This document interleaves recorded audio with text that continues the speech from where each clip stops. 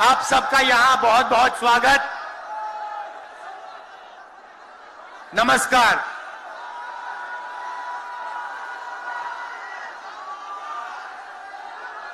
देश में जब भी बदलाव आता है वो बिहार में तूफान शुरू होता है। यहां से तूफान बाकी प्रदेशों में जाता है। ये बिहार जो है देश की राजनीति का नर्व सेंटर है, यहां से ही शुरुआत होती है। आज देश में विचारधारा की लड़ाई है। एक तरफ नफरत, हिंसा, अहंकार और दूसरी तरफ मोहब्बत,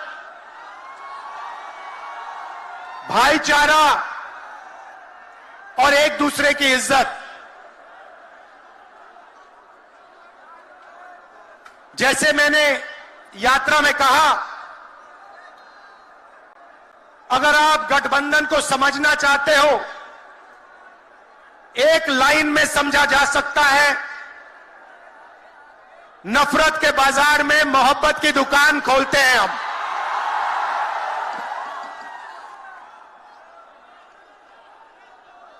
इस देश में नफरत क्यों फैल रही है? यह नफरत का देश नहीं है, आप सब जानते हो। आपके दिल में, हिंदुस्तान के नागरिकों के दिल में नफरत नहीं है, मोहब्बत है, प्यार है, एक दूसरे का आदर है। तो सवाल उठता है कि इस देश में नफरत क्यों फैल रही है?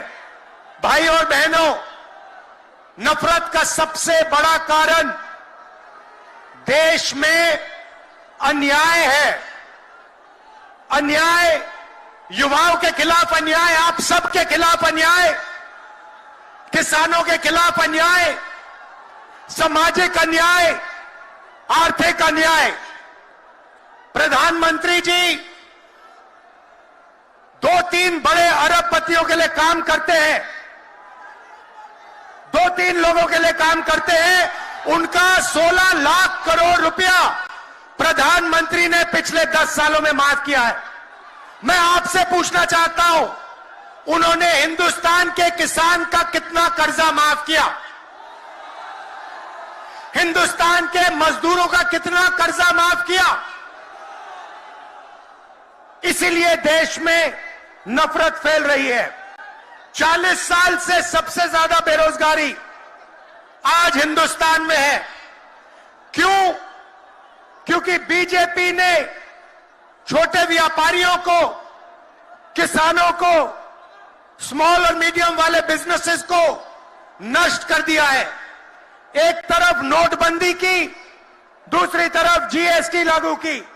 नतीजा यह हुआ, जो लोग इस देश को रोजगार देते हैं, छोटे बिजनेस वाले, स्मॉल और मीडियम बिजनेस वाले, उन सब का काम बंद हो गया। जहां भी देखो बड़े बड़े उद्योगपतियों की मोनोपोली बन रही है। एक उद्योगपति के हाथ में हिंदुस्तान के सारे पोर्ट, एयरपोर्ट, इंफ्रास्ट्रक्चर,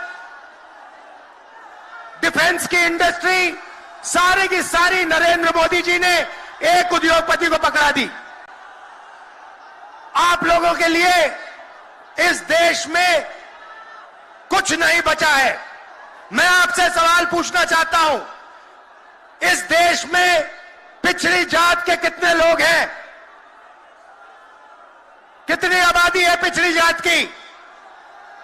50%। 50%। दलितों की कितनी आबादी है? 15%। आदिवासियों की कितनी आबादी है? 8%। कितनी बनती है भाई? कितनी होती है? 73, 73%।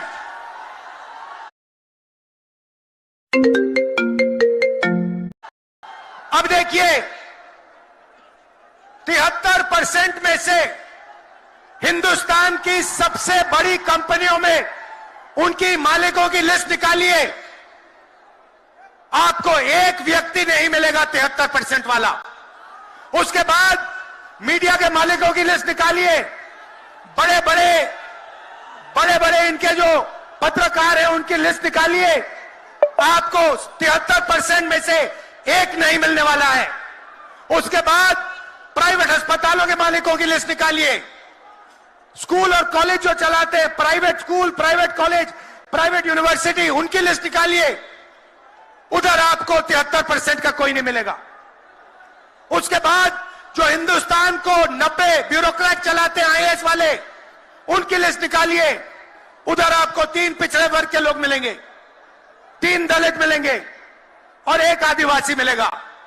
और अगर हिंदुस्तान की सरकार 100 रुपए खर्च करती है, बजट में अगर 100 रुपए खर्च होते हैं तो 73% की 6% की 6 रुपए की भागीदारी बनती है। तो ये जो 73% है और उसमें अगर आप जोड़ना चाहते हो तो गरीब जनरल कास्ट के लोगों को भी जोड़ लो। इनके लिए इस देश में कोई रास्ता नहीं बचा है।